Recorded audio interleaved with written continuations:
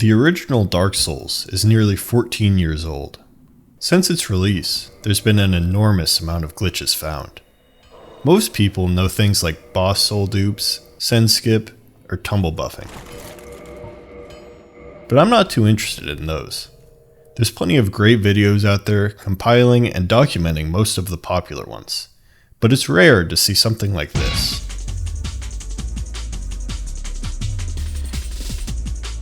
Attempting to use a resin on an unbuffable weapon will just result in your character scratching his butt. However, using some clever tech, you can apply the visual effects to various parts of your body. Equip charcoal pine resin and some purple moss clumps in your consumable slot. Then, stand near a ledge and attempt to use a charcoal pine resin. As your character is performing their animation, hit right on the D-pad to toggle your weapon while walking forward. Drop off and spam the use button as fast as you can. If you did it correctly, the animation of consuming moss will play, but your head will be on fire. Replacing the moss with different items will cause different parts of the model to ignite. Something like repair powder will affect your left hand, while the Estus flask will light your right hand on fire. Finally, using something like the dried finger will set the area between your legs alight, oddly enough. This lasts until you reload the character, so something like dark signing, dying, or warping would cancel this. You can also stack multiple resins visual effects using this. This works in the original release, as well as remastered, but for anything that doesn't work in both games, I'll show this symbol on screen. If a glitch works, but requires a different execution than shown in the video, I'll show this symbol.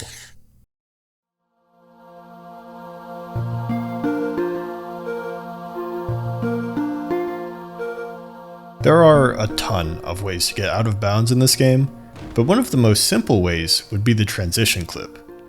To oversimplify it, the game is made of 17 total areas, collision-wise.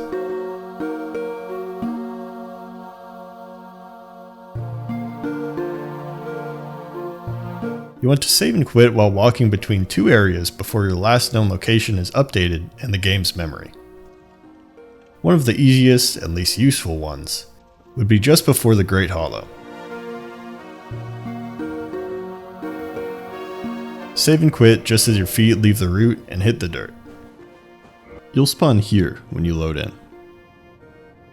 This one in particular really reminds me of that glitch in Modern Warfare 2, where you could get stuck in the rock on the map Fuel.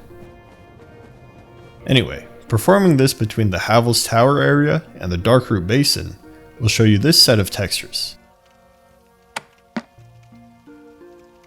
One of my favorite, more normal out of bounds glitches is in the Darkroot Garden, a little behind the forest NPCs, down this cliff. Jump off the ledge and land on this rock. Cast fall control, run against the slope behind you, and then run and jump off to the left. Sometimes you'll enter death cam, so if you do, save and quit to return to a normal camera. From here, you can explore the area beneath the river under this bridge. It's mostly just plain, repeating textures, but you can eventually come across the backside of this waterfall.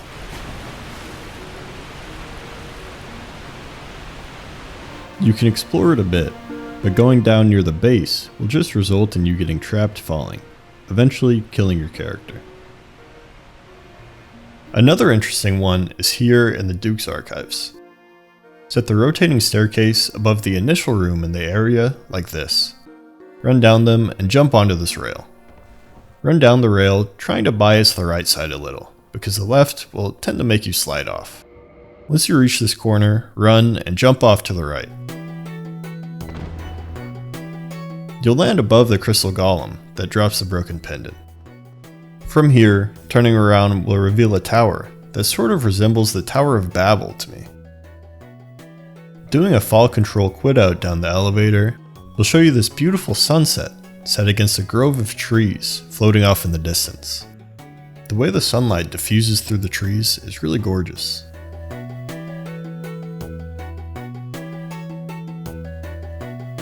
From here, you can run down the corridor above the boars, which leads to literally nothing, or clip back into the map, but I've already shown that before in my first video. There's seriously countless ways to get out of bounds in this game, enough to warrant its own video, so instead, I'll just give you one more for now. Clipping through the depths of this transition will cause you to fall out of bounds, and there's actually a unique hidden object here just above this room. It's not used anywhere else in the game, and it is usually completely hidden to the player. Attacking will cause it to break. This skip is actually used in the all bosses route of the game. You can save a bunch of time running from up here down to the Gaping Dragon's arena. Also, the shortcut door is openable from above if you know where to find it. Interacting with it will teleport you back into the map. The property that causes the character to slide down slopes also applies to the roof above it for some reason. Speaking of slopes, there's a handful of bizarre things you can do with them. If you attempt to jump just as your character would have started sliding, after they land, they'll just stumble a step and stand there. From this state, any step you take will just result in you sliding, so save and quit to save your position. Reload, and you can simply sprint down the slope. Once you're at the bottom, stop a couple steps out from the ledge, and save and quit again. Reload again, turn around, and start holding B to sprint before the animation of your character getting up finishes. You'll start running up the slope, and if you take a sharp angle, actually sliding up it, strangely enough.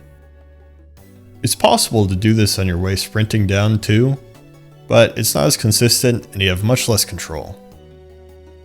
Another thing you can do with slopes is land on them after a long fall. This will kill your character as normal, but it's a little delayed, meaning if you save and quit after landing, but before your health bar depletes, you can survive and your character will be where they should have died. If your character's model clips through certain geometry enough, you can open doors from the wrong side. One of the strangest glitches in the game is right here in Firelink.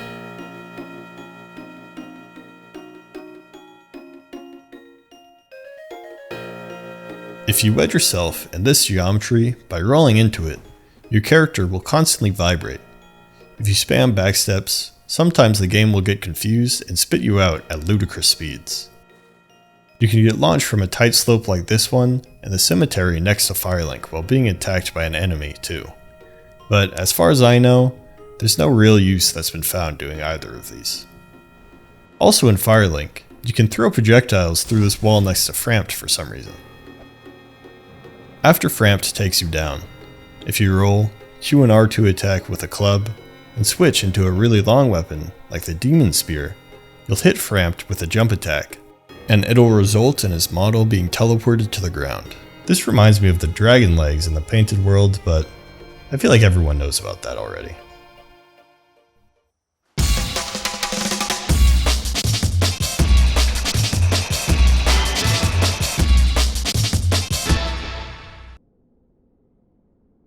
Something similar to the launches can be done in the Demon Ruins, just before the Centipede Demon. From the bonfire, run down the branch and drop off here to the right. Slowly walk off and you'll usually get put in this weird shape in the wall that basically acts as a slope. Move back a little and it'll start pushing you. Interestingly, if you save and quit here, when you load back in, you can only see the wall you were previously riding, and after a few seconds, you'll die. It probably just respawns you out of bounds. Oddly, while waiting to die, you may notice that you don't even regen stamina. I got no clue what causes this. If you don't save and quit and just reach the end, you can simply jump out and enter the boss fight as normal. The most bizarre glitch I know of would have to be the poop walk. It's basically exactly what it sounds like. But first, a brief rundown of the glitches needed to perform it. The first step is getting 999 pikes from Andre here. Obviously, we don't want an inventory full of pikes, so to circumvent that, We can use something known as quantity storage. We want to store a large quantity and use that quantity to purchase a huge amount of pikes stacked on top of each other, only taking up one slot in the inventory. Equip your dark sign to your consumable slot, obtain 999 of any item. I recommend wooden arrows as they're dirt cheap and right here in Andre's shop. And finally, make sure you have at least 2,000 souls. Once you have them, go into your inventory and select drop, and then back out of the menu. Now roll and hit your use button on the dark sign. Before the roll animation's finished, keep holding forward and open up your pause menu. Unpause and interact with Andre, making sure you don't stop moving. You can walk into this wall here if you don't want to run in circles. Open his buy menu, stop moving, and this yes/no prompt should show up. Move over to the weapons tab, making sure the yes option is highlighted. If it's not, you can quickly hit right and left on your D-pad to desync the menus easily. Finally, go down and buy your pikes. You can check if this worked by viewing the pike in the bottomless box, or by equipping the pike and seeing if you're overburdened. If you did it correctly, you shouldn't even be able to roll, and your status screen will show a ridiculous weight. Originally, this was used for feeding Frampt 999 of any item to get a bunch of souls, or just outright buying a bunch of items for cheap. However, eventually, our next step, inventory cramming, was discovered. Typically in Dark Souls, you can only have 10,000 units of weight in your inventory. In normal gameplay, you wouldn't even come close to this cap, as only armor and weapons count towards your units. If your inventory is crammed though, and you're above 10,000 units of items, attempting to pick up either of the previously mentioned items will just place them back on the ground. From here, you can drop weapons or armor on the ground and attempt to pick them back up to spawn duplicates of them that you can pick up like normal after dropping your pikes. But who cares about that? We're here for bigger things, better things. Next, there's ESM, Equipment Slot Manipulation, is a glitch that requires your inventory to be crammed and allows the user to equip items in places they're not supposed to go. For example, you could equip leather gloves into your torso slot if you want to look like the guy who terrorized my GTA lobbies in 2015. Or you could use cramming to create 4 Havel's chest pieces, and then equip all of them for just, like, an obscene amount of poise. To equip gloves to your chest, first, put your Estus in your consumable slot. Then go to your inventory, enter the menu to equip gloves, and then back out. Next, in quick succession, drink your Estus, open your inventory, and hit A on the first arrow slot. If it works, you'll hear this noise. Next, go to your ring slot and attempt to unequip it. You'll get this dialog box and enter the equip menu for your arms. Hitting A on something from this menu will put it on your body, which will remove the chest from your model, but it will add some gloves to your arms. You can do this with almost all of your equipment slots, according to this chart. Just make sure that you first interact with what you want to equip into that slot before doing anything. For example, if you want to equip some boots into your arms, first enter the boots menu and back out. Then drink, then hit A on here, the first bolt slot, while the Estus animation plays. Finally, unequip a ring and equip some boots. Now, we're one step away from history. To poop walk, store the consumable menu in your equipment inventory and back out. Drink and hit A on your second consumable slot, as it corresponds to one of your weapon slots. Unequip your ring, scroll down to your dark sign and equip it. You'll know it worked if there's an empty arrow counter under your weapon slot in the bottom left. You can attack with this equipped, but it doesn't have a hitbox or even cost any stamina. Performing a parry in this state will result in a quick T-pose. This is the key to poop walk. You want to T-pose as your character returns to their idle animation. A way to bang out attempts would be shielding and then parrying as the shield returns to its original position. If you see a T-pose, you're early, and if you don't see one, but don't start poop walking, you're late. If you do it correctly, however, you'll be greeted with something incredible. The elusive poop walk. The poop walk halves the distance your character moves for all animations. I'd like to emphasize that this means everything. Walking, rolling, swinging a weapon, entering fog gates, everything. Even your character pivoting, including when starting to climb a ladder from the top. This means you'll clip through the geometry, and you can do all sorts of weird things with it. Using this, you can also walk into some bosses' fogs without triggering their fights for free kills. But much more importantly than anything in this video, is this. Look at the little guy go. You can also stack poop walks, oddly enough, having your character's animations each time you do it. If you stack 2 of them, cast fall control, slide down this long ass ladder in the Tomb of the Giants, spam roll and save and quit when you land to not die, you land here, out of bounds. Looking to the left, you'll see this small group of rocks that are normally completely out of the map.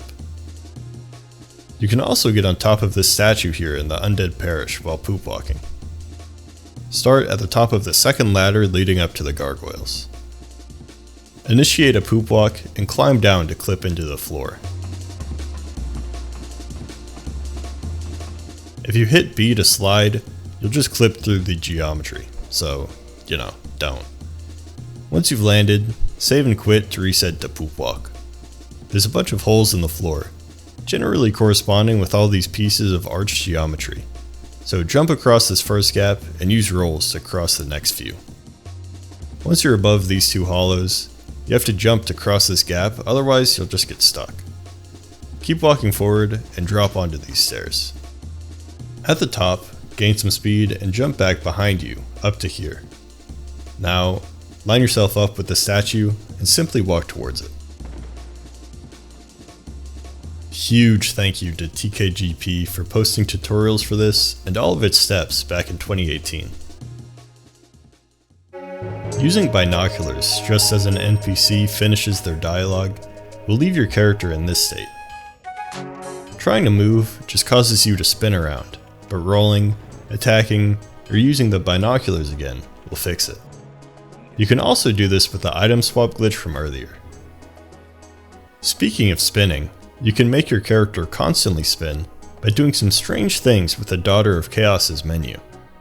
To perform it, first make sure you have at least 2 soft humanity, then pledge allegiance to become a Chaos Servant.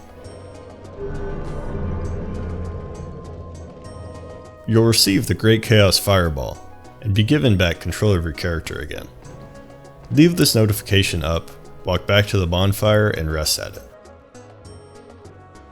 Reverse your hollowing and accept the pyromancy pop-up while the animation plays.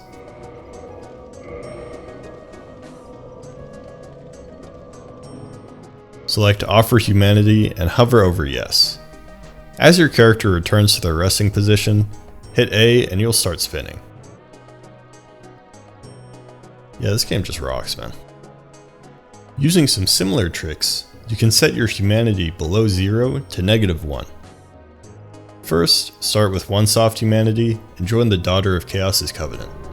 Now, again, without accepting the pop-up, rest at the bonfire and restore your humanity.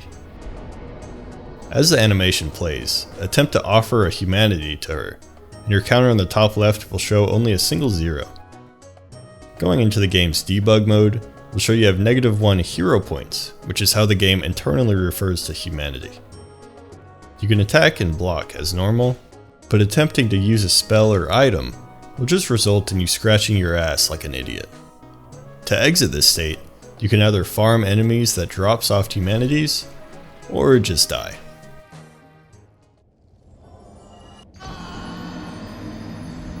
You can very slowly farm infinite souls by feeding Frampt the Cat Covenant ring.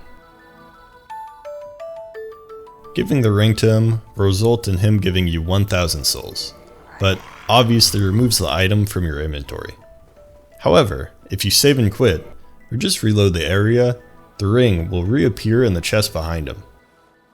This is, obviously, largely useless with how broken this game is and how many ways there are to get infinite souls, but it's still interesting nonetheless. For some reason, you can't block with the Gravelord's sword if it's in your left hand. Every other sword will block with L1 if it's not equipped in your right hand. For this though, hitting both L1 and L2 will just result in this attack. This could be intentional, I guess, but I don't know why they would make both buttons result in the same attack, or why it would only be for this weapon. The Broken Straight Sword, Uchigatana, and the Washing Pole all have attacks that will launch you when facing off a ledge. One use that I know of for this is dropping from this guardrail in the Undead Burg to get to the Capra Demon faster. Using a Halberd's running attack while wading through water will make the attack come out instantly. Typically, it's impossible to string together rolls in midair, but shortly after Dark Souls Remastered's release, the meme roll was discovered. Basically, having an equip load of greater than 25%, but lower or equal to 29.1%, will allow you to chain together rolls in the air, through which you can prevent any form of fall damage by simply using the invincibility frames of a roll. Over a year later, on the original release of the game, TKGP posted a video performing the meme roll using a dagger's weight modified to a very specific number. The following day, he posted an actual, feasible setup to achieve meme rolls. Since then, there's been a very simple way to reach the weight required that's been discovered and documented by PKM1111 on Reddit. First, equip the full Tattered Cloth Pyromancy set. Without getting too into the weeds of floating point values and how the game calculates decimals, basically, this set weighs the perfect amount to correctly set your equip load between the two required values. Second, make sure your character's max equip load ends in either 0.0 or 0.5 when divided by 4. For example, my max equip load on this character is 90, and divided by 4, that equals 22.5. I don't know why I'm explaining this to you. You probably took second grade math at some point. Anyway, from this point just hit 25% equip load and you can meme roll to your heart's content. Using this, you can skip pretty large portions of the game, like the run down to Blighttown Swamp, or you can access some places you normally can't, like the pit Siegmeyer sits in front of. It doesn't actually have a kill plane in it, you just die to fall damage if you take the plunge. Because of this, if you can somehow prevent taking fall damage from landing, like through meme rolls, you can survive down here. After falling though, you'll just be put in death cam and there's not much to do down here. To exit, you can just save and quit and you'll be taken back to Siegmeyer. The ring of light that takes you to Anor Londo after the Iron Golem will slowly rise if you wait around a while. Using dung pies, or any ranged attack that does decent damage, you can actually kill the gargoyle that carries you to and from Anor Londo. It'll give you 500 souls, but won't have a death animation if you use anything but a dung pie to kill it. After it dies, the prompt to get taken back to Sen's Fortress is removed. But if you save and quit, it'll come back, despite the gargoyle still being dead.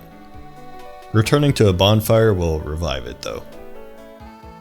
If you use a Lloyd's Talisman on a mimic, and book it back to a bonfire, rest, and run back, its mouth will actually still be open, despite the effect having worn off.